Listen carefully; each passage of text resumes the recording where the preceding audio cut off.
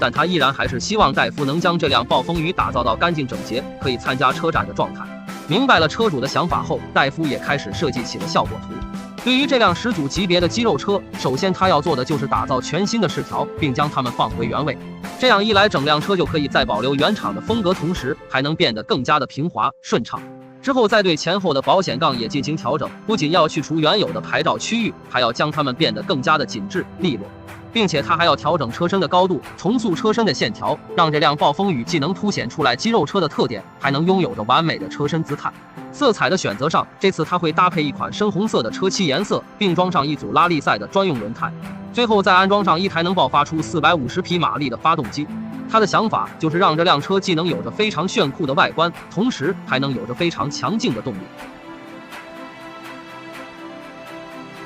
来到车间，在